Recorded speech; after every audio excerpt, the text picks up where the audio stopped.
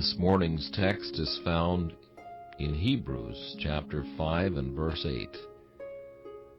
Though he were a son, yet learned he obedience by the things which he suffered.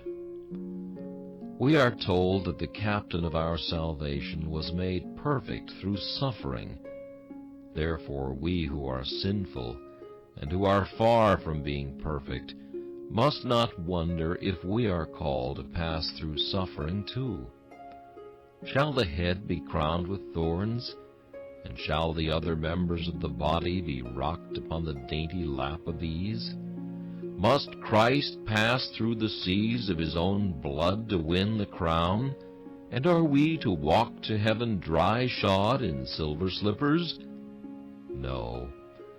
Our Master's experience teaches us that suffering is necessary, and the true-born child of God must not, would not escape it if he might. But there is one very comforting thought in the fact of Christ's being made perfect through suffering.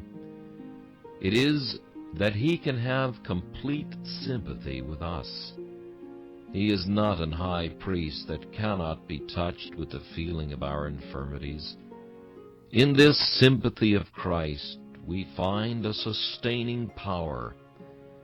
One of the early martyrs said, "I can bear it all, for Jesus suffered, and he suffers in me now. He sympathizes with me, and this makes me strong." Believer, lay hold of this thought in all times of agony. Let the thought of Jesus strengthen you as you follow in his steps. Find a sweet support in his sympathy, and remember that to suffer is an honorable thing. To suffer for Christ is glory. The apostles rejoiced that they were counted worthy to do this. Just so far as the Lord shall give us grace to suffer for Christ, to suffer with Christ, just so far does he honor us. The jewels of a Christian are his afflictions. The regalia of the kings whom God hath anointed are their troubles, their sorrows, and their griefs. Let us not therefore shun being honored. Let us not turn aside from being exalted. Griefs exalt us, and troubles lift us up.